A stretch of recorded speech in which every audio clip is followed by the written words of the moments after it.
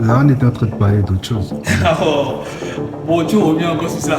Je voudrais que tu en reparles parce que c'est vraiment profond. Tu me laisses me rapprocher de toi. Ah ouais, toi, tu aimes que filmer.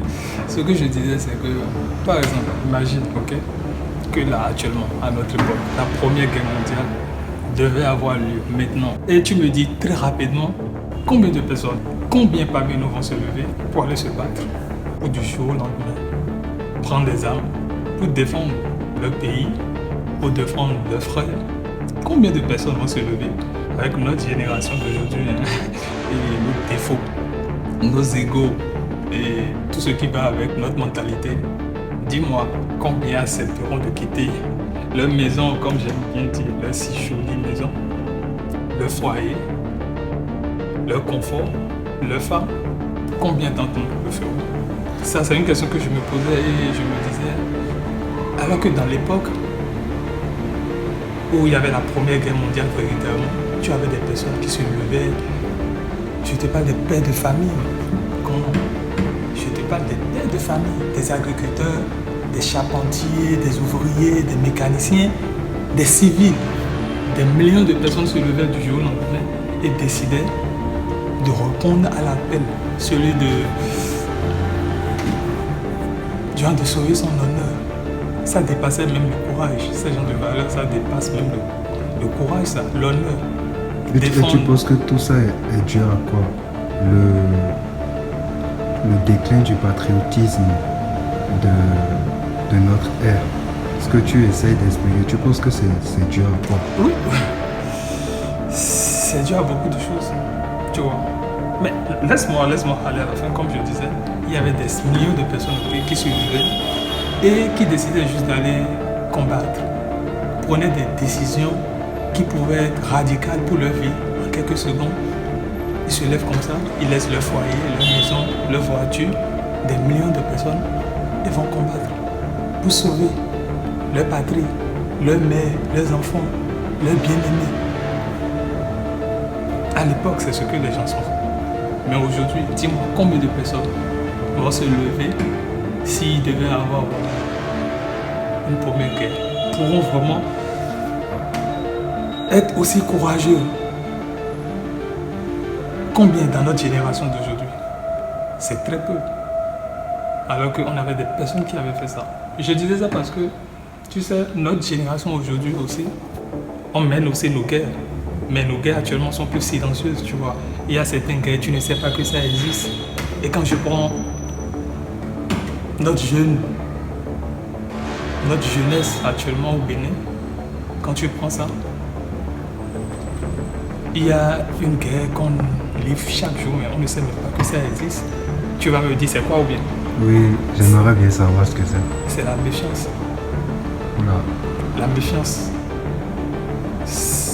genre, c'est un poison qui ravage la mentalité, qui fausse la perception des valeurs, des bonnes valeurs. La méfiance, parce que tu sais, tu es jeune, je suis jeune, on est d'accord. Oui, bien sûr. On a beaucoup de choses dans la tête, tu sais, la jeunesse est talentueuse, les jeunes sont talentueux, ils sont intelligents. Et quand tu commences par parler avec quelques-uns, tu entends leurs rêves, leurs ambitions, c'est incroyable. Mais qu'est-ce qui se passe? Après, tu n'entends plus jamais parler. Tu avais ce pote-là qui avait envie de faire certaines choses. En même temps, il ne parle plus de ça, tu n'entends plus et ça rentre aux oubliettes. Corbeille, fini.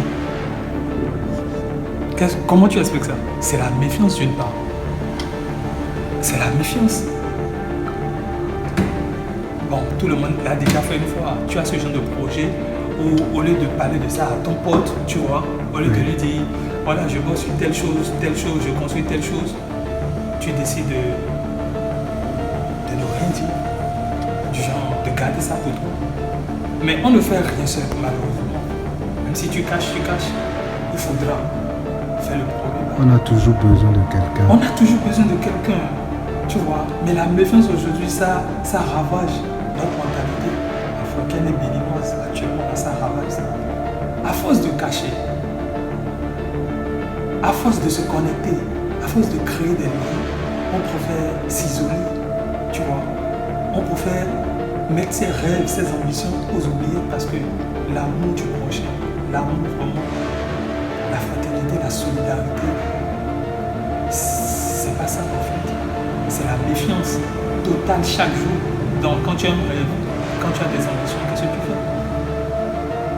Tu dis non, je ne peux pas le faire confiance, non, je ne peux pas le faire confiance. Et en même temps, tu laisses. Tu dis après, je vais faire. Quand je serai prêt, quand je serai prêt, quand je serai prêt, tu ne seras jamais prêt. Combien d'entre nous sommes vraiment prêts pour lancer quelque chose? Les plus grands se sont levés, ils ont fait ça. Ils se sont rassemblés, ils se sont entourés des personnes qu'il fallait. Mais quand on est dans une société où la méfiance est devenue la mode, notre identité, on tue nos rêves parce qu'on ne veut pas montrer, on ne veut pas laisser les rêves s'explorer. La méfiance, et c'est de ça cette vidéo va peut-être traiter si on ne finit pas poster. C'est la méfiance. C'est un poison invisible qu'on ne voit pas, qu'on ne sent pas. Mais qui ravage beaucoup de choses. C'est ça. Et on va essayer de parler de ça dans cette vidéo. Il faut comprendre pourquoi on en est arrivé là. Comment s'en sortir et qu'est-ce qu'il faut faire. Qu'est-ce qu'il faut faire parce que c'est pas venu du jour au lendemain. Est-ce que ça a été toujours comme ça? La question qu'il faut se poser face à ce poison qui nous dévore le cerveau à petit feu, mais qui est très invisible, c'est est-ce que ça a été toujours comme ça? Quand on y réfléchit, même l'époque du Bénin, quand on prend la royauté, à cette époque-là, sincèrement, il y avait l'antidote de la méfiance, c'est la solidarité, si je ne me trompe pas. Parce que quand je me rappelle l'histoire, il y avait des clans, tu vois, il y avait des clans, il y avait des sous-clans qui étaient là pour entraider. Il y avait les villageois, il y avait une similitude en fait dans la vie où c'était l'amour du prochain. Je sais pas, moi j'ai vécu un moment au village et j'ai passé mes plus belles années. C'est pas ce qu'on veut nous faire croire que nos villages sont voilà que c'est chez nous qu'il y a le mal, non? Pour ceux qui sont restés vraiment au village, ok, dites-moi si vous n'êtes pas d'accord dans les commentaires. Et personnellement, moi je voyais beaucoup de formes de solidarité. Il y avait par exemple cette solidarité que je détestais vraiment au village, tu sais, tout le monde t'éduque. Tout le monde t'éduque, c'est-à-dire, moi j'étais un enfant très turbulent, sincèrement, quand j'étais petit. Tu vois. Donc, même quand tu cours comme ça et que tu es dans l'autre foyer là, dans l'autre petit village à côté, et que tu fais des conneries, on te prend un tata, un grand frère, tu le connais même pas, il te chicote, ok? Tu commences par crier, il dit mets-toi devant, tu vis où? Ensuite, tu le ramènes à la maison, tu vas te mettre crier. Et c'est là qu'il explique à ta maman ce que tu faisais, mais il t'a déjà bastonné. Maintenant, si tu as le malheur de crier, que bon, la maman voit que toi, on t'a pas vraiment frappé, mais tu cries encore. C'est-à-dire, tu seras encore tapé une deuxième fois. L'éducation à l'africaine. L'éducation à l'africaine, mais tu sais ce qui est choquant dedans, tu sais, c'est une forme de solidarité. Du genre, c'est une forme de l'amour du prochain. Tu vois, c'est quand tu aimes quelqu'un que tu décides, que tu veux son bien, n'est-ce pas? Et le bien de sa progéniture. Et le bien de sa progéniture. Maintenant, c'était incroyable, tu vois, c'était vraiment de l'amour pur. Parce que je te veux du bien, je te dis ce qu'il faut faire et je fais tout possible pour que tu ne fasses pas les mauvaises erreurs. Donc, on te frappait, mon gars. Tu vois, il y avait aussi cette forme de solidarité aussi que moi je vois dans les transmissions des valeurs. Tu vois, tu as des connaissances qu'on avait l'habitude de faire à 20 heures comme ça. Bon, avant c'était vraiment très tard pour nous, mais maintenant quand on y repense, peut-être il y a 20 heures où tous les enfants, on se réunit dans la rue, tu vois. On met quelque chose par terre, là, une natte, tout ce que tu trouves, briques, bois, tu t'assois dessus et tu as la grand-maman qui est là et qui commence par te raconter tes histoires. Chez nous, on appelle ça renouveau, du genre l'histoire qui était passée avant toi. Et ça n'a rien de moins que les films aujourd'hui qu'on regarde à Hollywood, parce que tu sais, ça suivait une logique. Tu comprends, tu apprenais. Ça avait une cohérence. Mais si, ça avait une cohérence, tu vois. Tout était en place, au fait. Même le fait à la fin, il y a toujours une bonne leçon, en fait, tu vois, à retenir. Tu vois. Et toute la journée, tu étais là. Et ça te cognait la tête. Tu étais petit, mais tu commençais déjà par avoir, tu as ce petit sens de valeur, tu comprends, de compréhension, cette maturité dans le bien, le mal. Tu vois un peu ce que je veux dire. Et c'était incroyable. Pour ceux qui ont vécu au village, dites-moi si vous n'êtes pas d'accord. Par exemple, il y avait les oncles et leurs amis qui partaient à la chasse. C'est que quand ils revenaient, il n'y avait pas que non, toi tu as tué un, moi j'ai tué 5. Non, on mettait tout ensemble comme ça et on partageait maintenant équitablement, tu vois. C'était vraiment des choses précieuses. Tu comprends ce que je veux dire? Et ça, c'était la solidarité que le peuple béninois connaissait. C'était pas ça, qu'on se parlait, qu'on se respectait et qu'on s'aimait. Mais malheureusement, je ne sais pas si c'est le destin, mais c'est les épreuves. L'histoire nous a encore marqué. L'histoire nous a encore marqué. Le colonisateur qui était là avec une idéologie, c'était clair. C'était individualité, l'individualisme. Genre, on nous faisait comprendre dans ce temps, tu vois, si tu voulais t'élever, il fallait détruire quelqu'un. Si tu voulais réussir, il fallait réussir seul. Si tu voulais briller, il fallait briller seul. Ça, c'est le colonisateur qui nous a amené ça. Le Béninois n'était pas comme ça. Le Béninois n'avait pas cette méchance-là. Le Béninois, l'Afrique. L'Afrique, merci. L'Afrique. Et ce qui s'est passé, c'est que, tu vois, dans ce temps-là de colonisation, nos amis, nos parents, ils ont réappris, ils ont appris pour la première fois c'est quoi la méfiance. Mais pour eux, c'était pour survivre. Tu vois, parce que c'est le colonisateur qui était là. C'est ce qui l'a amené. Donc, c'est ce qu'il faut faire pour s'en sortir. C'était le nouveau mode de vie et nos parents étaient obligés d'appliquer ça. D'où la méfiance. Mais dans le temps, on comprend que c'était pour suivre. Mais actuellement, nous, on continue. Aujourd'hui, en 2025, on continue par habitude. On continue par habitude. Parce que c'est peut-être ce que tout le monde fait. C'est peut-être ce que tout le monde fait, mais on en perd beaucoup. On a des générations qui sont là, qui sont douées à quelque chose, qui sont talentueux, intelligents. Et ce système psychologique qui est en place bouffe les rues. Chez nous, on peut aussi avoir des stars aussi chez nous. On peut avoir des stars dans tel domaine, dans le ballon, dans le basket, dans la technologie, dans l'innovation. C'est possible. Parlez avec les gens, la jeunesse, vous allez comprendre. Mais cette méfiance-là est là. C'est une barrière qu'on n'ose pas franchir. Et ça nous détruit mentalement. Selon toi, est-ce que les jeunes qui se méfient, est-ce que l'Afrique méfiante d'aujourd'hui peut être sauvée, peut passer ce cap-là? Oui, c'est possible. C'est une très bonne question. C'est possible. Mais il faudra s'y mettre. Il faudra réapprendre à se faire confiance. En tant que jeune, il faut qu'on se mette. Si tu veux apprendre quelque chose, mets déjà ce que tu sais sur la table. C'est ça, le fait. Tu es venu vers moi parce que tu veux apprendre quelque chose.